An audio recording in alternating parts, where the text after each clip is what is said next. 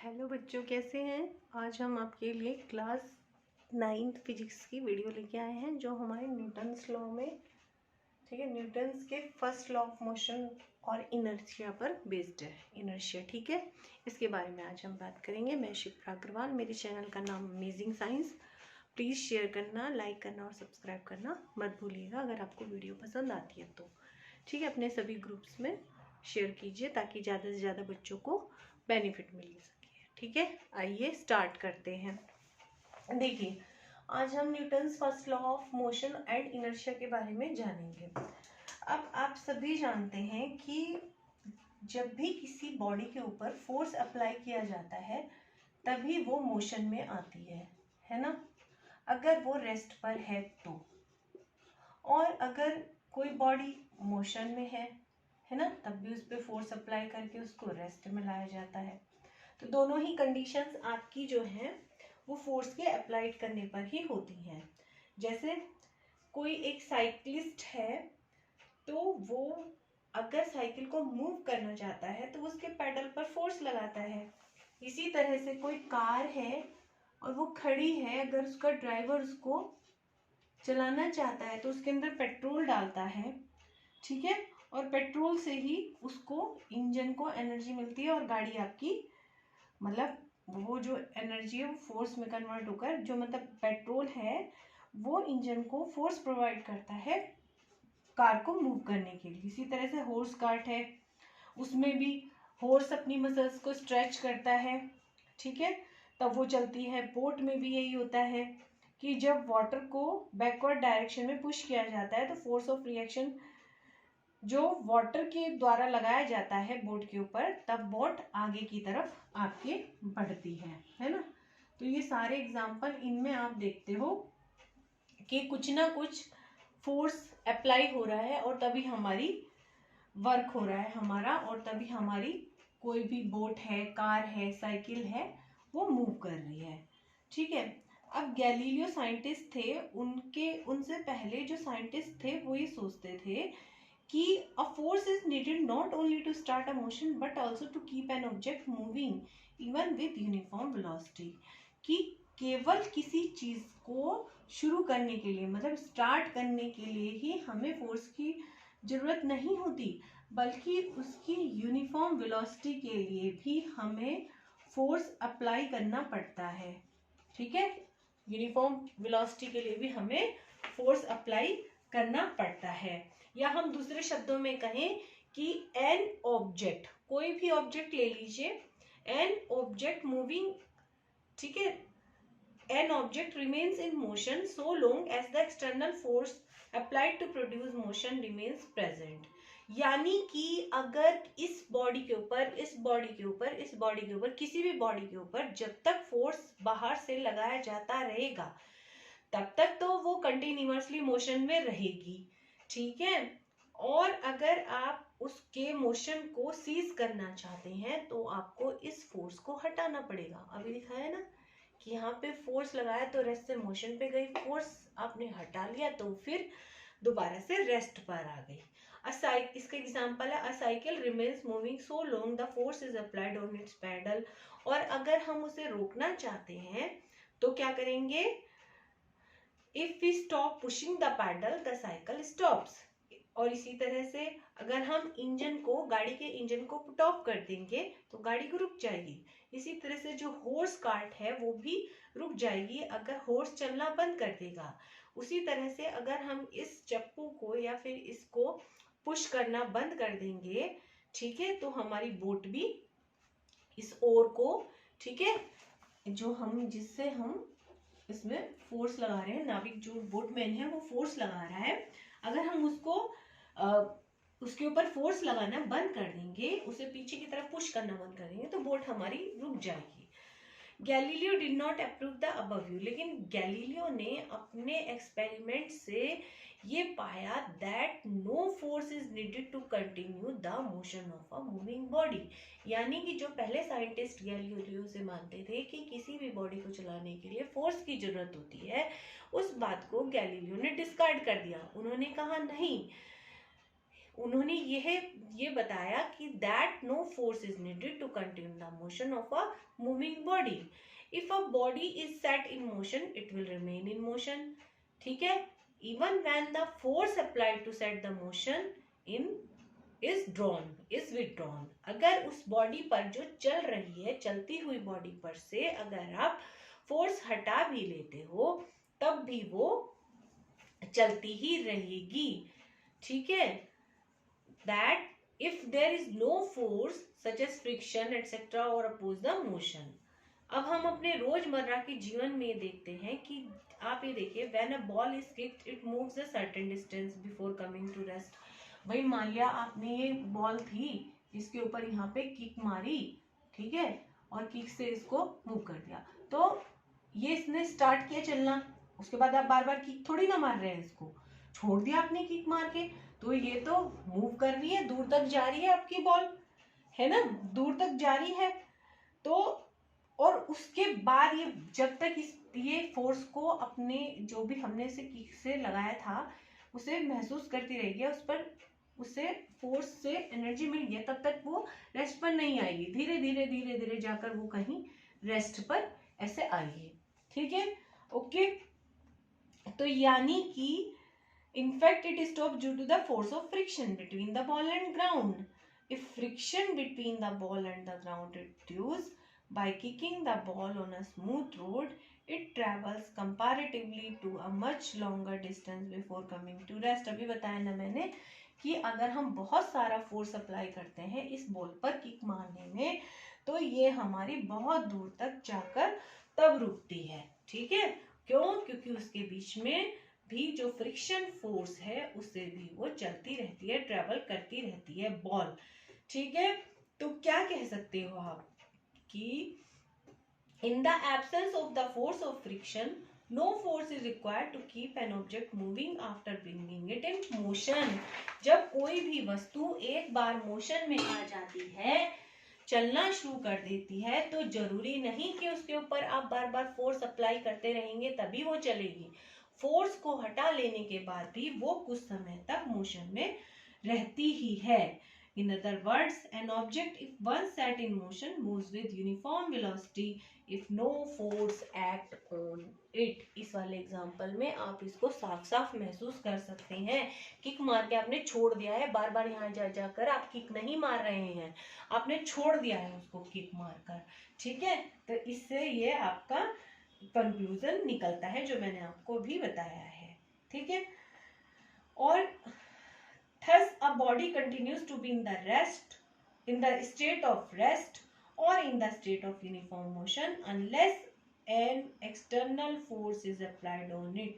और इसे ही हम गैलीलियो का लॉ ऑफ इनर्शिया कहते हैं कि a body continues to be in the state of rest, कि कोई भी वस्तु तब तक रेस्ट में रहेगी या तब तक मोशन में रहेगी जब तक कि कोई बाहर से फोर्स उस पर अप्लाई नहीं किया जाता है।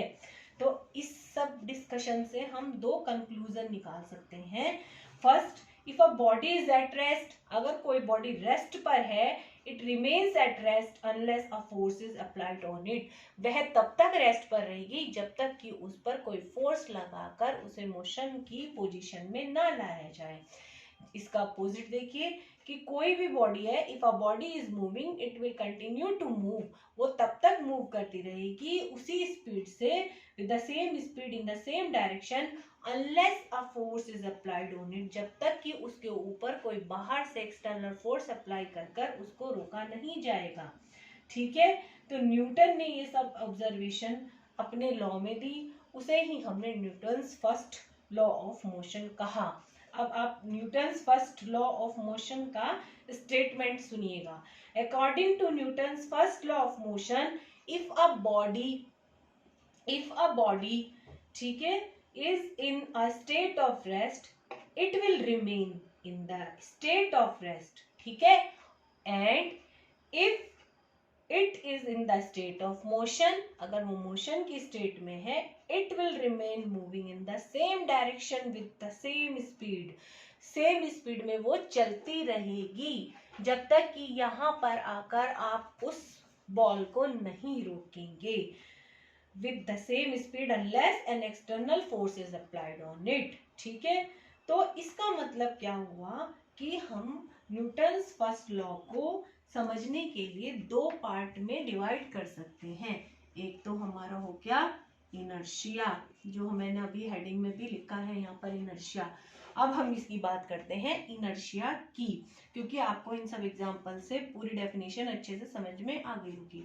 तो हम पहले पढ़ेंगे डेफिनेशन ऑफ इनर्शिया और सेकंड हम लेंगे डेफिनेशन ऑफ फोर्स। फोर्स की डेफिनेशन तो बच्चों आप सबको अच्छे से पता ही होगी, आप सब इतने सालों से पढ़ते आ रहे हैं, 6th से लेकर 8th तक आपने फोर्स को बहुत अच्छे से पढ़ा है, बहुत अच्छे से समझा है। लेकिन आज हम नए उसमें पढ़ेंगे न्यूटन्स के फर्स्ट लॉ के अकॉर्डिंग। ठीक है, तो हमारा सबसे पहले हम पढ़ेंगे definition of inertia. In the first part Newton's first law gives the definition of inertia, क्या according to which an object can not change its state by itself, कि कोई भी ऑब्जेक्ट अपनी स्थिति को स्वयं नहीं बदल सकती है। इस स्टेटमेंट का क्या मतलब है? An object can not change its state by itself, कि कोई भी वस्तु अपनी स्टेट को अपने आप नहीं बदल सकती है। अगर कोई ऑब्जेक्ट स्टेट ऑफ रेस्ट में है या फिर वो मूव कर रही है सम डायरेक्शन में, तो आप जब तक कि उसके ऊपर कोई एक्सटर्नल फोर्स अप्लाई नहीं करेंगे तो वो स्टेट में ही रहेगी, किसके? रेस्ट के या फिर मोशन के। ना तो वो मोशन से रेस्ट में आएगी और ना ही वो रेस्ट से मोशन में आएगी। उसके लिए आपको कोई ना कोई उस पर एक्सटर्नल फोर्स अप्लाई करना ही पड़ेगा। ठीक है, आगे समझ में? तो यही गुण, यही जो प्रॉपर्टी है वही हमारी इनर्शिया कहलाती है। The property of an object by virtue of which, वह गुण जिसकी वजह से it tends to retain its state of rest और मोशन, वो अपने रेस्ट की स्थिति में और अपने मोशन की स्थिति में रहना चाहती है, उसे ही हम उसके उसी प्रॉपर्टी को, उसी गुण को हम उसे इनर्शिया कहते हैं। हिंदी में इसको जड़त्व बोलते हैं, जड़त्व। ठीक है, ये हर ऑब्जेक्ट की इनहेरेंट प्रॉपर्टी है। कौन सी प्रॉपर्टी है? इनहेरेंट, यानी कि आंतरिक गुण है, वो उसके अंदर बाय नेचर पाया ही जाता है, इनहेरेंट प्रॉपर्टी है। अब दूसरी है हमारी डेफिनेशन ऑफ फोर्स। ठीक है, the second part of Newton's first law defines the force according to which, क्या? Force is that external cause, force वह बाह्य कारण है, वह कारण है which can move a stationary object, जो किसी भी स्थिति की वस्तु को या ऑब्जेक्ट को जो स्टेशनरी स्टेट में है उसको मूव कर दे, या फिर can change the state of motion of a moving object, किसी भी जो मूविंग करती हुई ऑब्जेक्ट है उसकी उस स्थिति को, स्टेट ऑफ मोशन को चेंज कर दे। ठीक है, क्या बताया मैंने? फोर्स की डेफिनेशन सुनिए। Force is the external cause which tends to change the state of rest, force वह बाह्य कारण है जो किसी भी ऑब्जेक्ट की रेस्ट की स्टेट को चेंज कर सकता है या फिर मोशन की स्टेट को चेंज कर सकता है। Force is that external cause which tends to change the state of rest और the state of motion of an object. अब जो फोर्स होता है, यू नो वेरी वेल, ये एक वेक्टर क्वांटिटी है। वेक्टर क्वांटिटी क्या होती हैं? जिनमें मैग्नीट्यूड के साथ साथ, ठीक है, वैल्यू के साथ साथ डायरेक्शन भी मेंशन होती है। ठीक है, तो वो आपकी क्या कहलाती है? वेक्टर क्वांटिटी कहलाती है। तो फोर्स आपकी एक वेक्टर क्वांटिटी है। अगर आप दो इक्वल और अपोजिट फोर्स का सम लेंगे तो वो हमेशा क्या आएगा? 0 आएगा। ठीक है, यानी कि force is a vector quantity. पहला मैंने क्या बताया? Force is a vector quantity. Vector quantity को शो करने के लिए उसके ऊपर एक सीधा एरो लगा देते हैं डायरेक्शन को शो करने के लिए। और सेकंड मैंने क्या बताया है? The sum of two and opposite, the sum of two equal and opposite forces is 0। और थर्ड मैंने क्या बताया है? थर्ड मैंने बताया है आपको कि a body acted upon by several force, कि अगर कोई बॉडी है और उस पर बहुत सारे फोर्सेस लग रहे हैं, बहुत सारे फोर्सेस उस पर अप्लाई किए जा रहे हैं, तो वो जितने भी इनका हम अगर रिजल्टेंट नेट फोर्स निकालते हैं वो हमेशा क्या आएगा, आपका 0 आएगा। A body acted upon by several forces can also have the resultant net force on it equal to 0। ठीक है, अब हम मास एंड इनर्शिया के बारे में जानेंगे कि मास और इनर्शिया हमारे क्या होते हैं। ठीक है, वो बहुत इंपॉर्टेंट है ये भी हमारा मास और इनर्शिया। आई होप कि आपको ये न्यूटन का फर्स्ट लॉ बहुत अच्छे से समझ में आ गया होगा। मैंने इंग्लिश में एज वेल एज हिंदी दोनों ही लैंग्वेज में आपको अच्छे से समझाने की कोशिश की है। ठीक है, चलिए अब हम पढ़ते हैं मास एंड इनर्शिया के बारे में।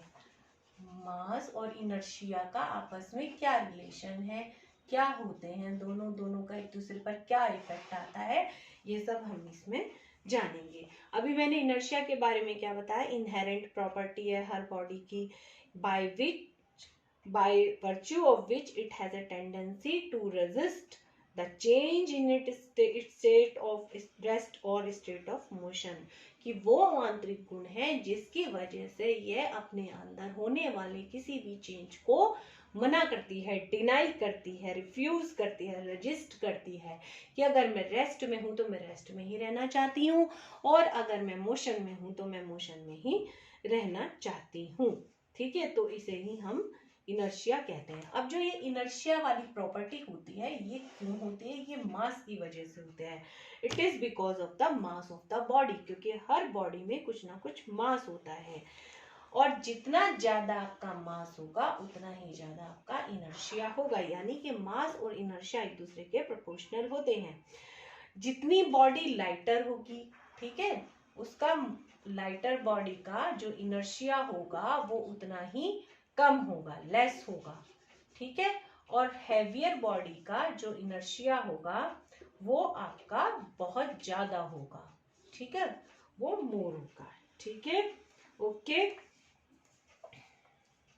यानी कि क्या कह सकते हो, mass is the measure of inertia. जो मास है आपका वो इनर्शिया का मेजरमेंट है ना, यही तो कह सकते हो आप इससे भाई, जब उस पर टोटली डिपेंड कर रहा है कि mass is a measure of inertia. ठीक है, इनर्शिया का मेजर है ये मास। अब कैसे आप इसे समझोगे, देखो एग्जांपल लेते हैं, एक क्रिकेट बॉल ले लिया आपने और एक टेनिस की बॉल ले ली है ना, ये तो क्रिकेट बॉल है और एक छोटी सी टेनिस की बॉल है आपकी।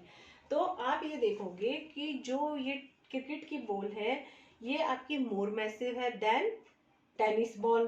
तो जो क्रिकेट बॉल है acquires much smaller velocity than a tennis ball when the two balls are pushed with equal force for the same direction। अगर दोनों को पुश करते हैं हम और सेम फोर्स अप्लाई करते हैं, सेम डायरेक्शन में इनको भेजते हैं, सेम ड्यूरेशन के लिए भेजते हैं, मतलब कि टाइम पीरियड भी सेम रहता है, तो हम ये देखते हैं जो आपकी क्रिकेट की बॉल है वो मच स्मॉलर वेलोसिटी एक्वायर करती है देन अ टेनिस बॉल।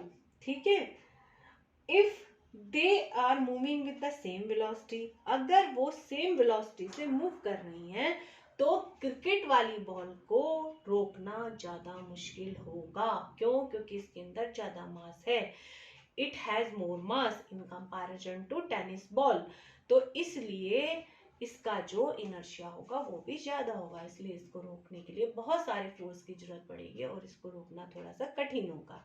ठीक है, it is difficult to set a loaded trolley. अगर आप अरे भाई रिलायंस मॉल में जाते हो, ट्रॉली लेते हो आप, ठीक है, इस सिंपल से इसका एग्जांपल देखो, यहाँ पे आप खाली ट्रॉली है, इसको आराम से खींच के ले जाते हो, लेकिन अगर इसमें बहुत सारा सामान रख दिया जाता है, भर जाती है, इसका मास बढ़ जाता है, तो आपको इसको पुश करने के लिए, पुल करने के लिए बहुत सारा फोर्स अप्लाई करना पड़ता है, तो इनर्शिया भी ज्यादा हो जाता है। अब आपको अच्छे से समझ में आ गया होगा।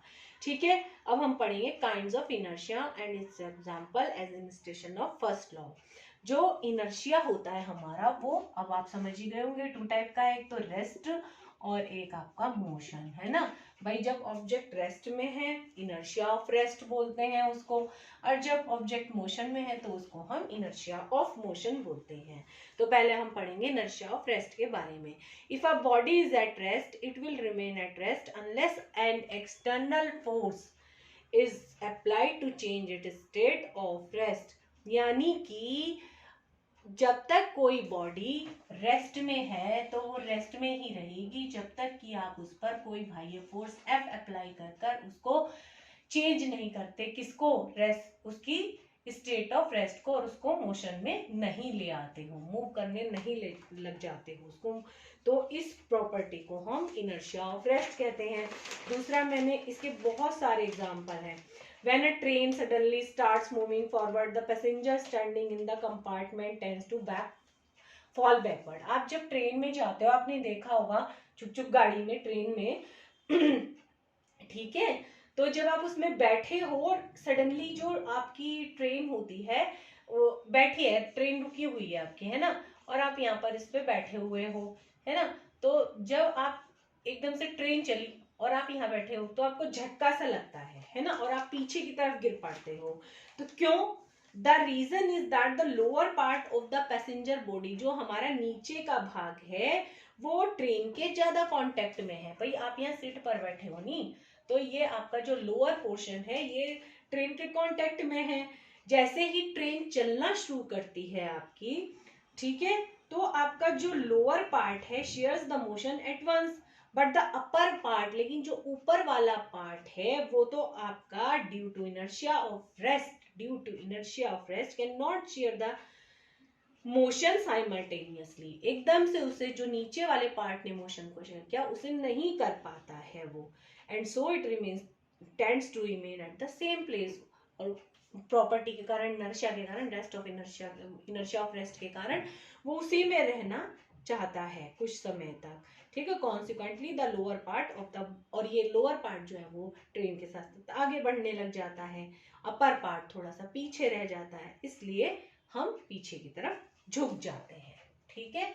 क्लियर हो गया? इसी तरह से बहुत सारी चीजें हैं। When a hanging carpet is beaten with a stick the dust particles start falling out of it. इसका भी रीजन यही है कि जब आप उसके ऊपर स्टिक को स्ट्राइक करते हो तो जो उसके कारपेट के पार्ट्स हैं वो मोशन में आ जाते हैं, जबकि जो डस्ट पार्टिकल्स हैं वो उसके फर पर सेट रह जाते हैं due to inertia of rest, ठीक है। तो the part of the carpet moves ahead with the stick, leaving behind the particle which fall down due to the earth pulls, जो अर्थ के पुल की वजह से नीचे झड़ते रहते हैं। इसके अलावा on shaking the branches of a tree, जो ट्री की आप ब्रांच है, अगर आप उसको नीचे यहाँ पे खड़े हो आप और उसको जोर जोर से हिलाते हो, ऐसे करके हिलाते हो, तो जो फ्रूट्स लगे हैं उस पर, मैंगो वगैरह, वो नीचे गिरने लग जाते हैं। तो इसका भी यही रीजन है, ठीक है। सेम यही कि the massive and weakly attached fruits get detached from the branches and fall down due to the pull of gravity. इसके अलावा बहुत सारे हैं इसके एग्जांपल्स, ये आप पढ़ लेना, अगर किसी को कुछ समझना हो तो वो मुझसे पूछ सकता है। एक इसमें ट्रेन का एग्जांपल, और हम ले रहे हैं एक कार्ड का भी एग्जांपल है इसमें। When a smooth card placed over the mouth of a tumbler is flicked sharply in the horizontal direction, the card flies away। जादू होता है, जो बच्चे कहते हैं जादू दिखा रहा हूँ, but the coin kept over the card falls into the tumbler। मतलब कि एक ग्लास ले लिया आपने, ठीक है, दो इस तरह से, ठीक है, तो यहाँ पर आपने एक कार्ड रख दिया, इसके ऊपर यहाँ पे एक कॉइन रख दिया, है ना, और फिर अगर यहाँ पे आपने कॉइन रखा तो ये सारे के सारे इसमें नीचे मूव करते रहेंगे अगर आपने इसे कार्ड को हटा लिया है, ठीक है। तो इसका भी रीजन यही है कि when the card is flicked, जब कार्ड को फ्लिक किया जाता है, momentary force act on the card, एक छोट मतलब हल्का सा ऐसे टच करके ऐसे लगा देते हो आप, तो so it moves away, but the जो इसके ऊपर लेकिन कॉइन है वो शेयर नहीं करता है मोशन को at once and remains at its place due to inertia of rest. वहीं के वहीं इनर्शिया ऑफ रेस्ट की वजह से रहना चाहता है और वो नीचे से एकदम से इसमें गिर जाता है, ठीक है। आगे समझ में। अब हम पढ़ेंगे इनर्शिया ऑफ मोशन के बारे में। A body is in state of motion continues to be in the state of motion while with the same speed in the same direction in a straight line unless an external force is applied on it to change its state। कि कोई भी वस्तु है वो motion की स्थिति में उसी डायरेक्शन में उसी सेम स्पीड से और सेम डायरेक्शन में सेम स्पीड से चलती ही रहेगी जब तक कि उसके ऊपर आप कोई फोर्स लगाकर उसकी मोशन की स्थिति को चेंज ना कर दे। तो इस प्रॉपर्टी को हम इनर्शिया ऑफ मोशन कहते हैं। इसमें फर्स्ट एग्जांपल आपका cyclist riding along a level road does not come to rest immediately after he stops pedal. अगर कोई साइक्लिस्ट है और वो एकदम से पैडल को रोकना चाहता है तो वो तुरंत एकदम रेस्ट की पोजीशन में नहीं आता है। The reason is that the bicycle continues to move due to inertia of motion, है ना। Even after the cyclist stop applying the force on the pedal, the bicycle comes to rest afterwards as result of the retarding force of friction। क्यों? क्योंकि उसका जो tyre और bicycle का जो tyre और ग्राउंड है उसके बीच में जो आपका फ्रिक्शनल फोर्स है, ठीक है, फोर्स ऑफ फ्रिक्शन है, वो उसको कम होने में थोड़ा सा समय लगता है, इस वजह से वो एकदम से नहीं रुक पाता है। इसी तरह से जब कोई यात्री है वो ट्रेन से यहाँ से एकदम से कूदना चाह रहा है तो वो नीचे यहाँ पर गिर जाता है ना। क्यों गिर जाता है वो? ये भी इसी वजह से होता है। क्यों? क्योंकि जब तक वो ट्रेन में है तो उसकी जो बॉडी है वो कैसी है, स्टेट ऑफ मोशन में है। लेकिन जब वो बाहर कूदेगा, भाई ट्रेन तो मूव कर रही है, और जैसे ही उसके पैर यहाँ पर अर्थ पर टकराएंगे तो एकदम से वो रेस्ट में नहीं आ पाती है। जो लोअर पार्ट है वो तो आ जाता है, लेकिन ऊपर वाला पार्ट जो है वो तब भी आपका मोशन में रहता है, इस वजह से वो बैलेंस नहीं बना पाता और नीचे गिर जाता है, ठीक है, और उसे चोट लग जाती है। इसीलिए इस सब चीजों से बचने के लिए हमेशा to avoid falling as the passengers feet touch the ground he should start, वो कुछ दूरी तक दौड़ना शुरू कर देता है in the direction of motion of the train for some distance। कुछ दूरी तक अगर वो दौड़ के उतरेगा तो तब वो नहीं गिरेगा, एकदम से उतरेगा तो वो गिर जाएगा, ठीक है। और इसमें एक एग्जांपल ये भी है आपका कि when a running car stops suddenly the passenger tends to lean forward, एकदम से झुक जाते हैं। इसका भी कारण यही है कि भाई जब तक हम गाड़ी में बैठे हैं तो हमारी पूरी की पूरी बॉडी जो है स्टेट ऑफ मोशन में है, और स्टेट ऑफ मोशन में होने की वजह से उसे नीचे वाले पार्ट को तो जब गाड़ी रुक जाती है एकदम से सडनली वो उसमें आ जाता है, लेकिन जो ऊपर वाला पार्ट होता है वो मोशन के स्टेट में रहता है due to inertia of motion. तो इस वजह से उसे थोड़ा सा लीन आगे की तरफ वो झुक जाता है। एक एग्जांपल है इसमें कि an athlete often runs before taking a long jump. पहले आपने देखा होगा एथलीट है कोई, बहुत तेजी से दौड़कर आता है और उसके बाद ये हाई जंप लेता है ना। क्यों लेता है? ये भी इसी वजह से, ताकि उसकी पूरी की पूरी बॉडी जो है वो in the state of motion में आ जाए। When the body is in motion it becomes easier to take a, तब वो ज्यादा लंबा जंप आपका ले पाएगा। बस आज की वीडियो में इतना ही रहने दीजिए। अब जो हमारा नेक्स्ट वीडियो होगा उसमें हम न्यूटन्स थर्ड लॉ के बारे में आपको अच्छे से एक्सप्लेन करेंगे, ठीक है। Take care, bye bye. अगर वीडियो पसंद आए तो प्लीज़ शेयर करना, लाइक करना और चैनल को सब्सक्राइब करना मत भूलें।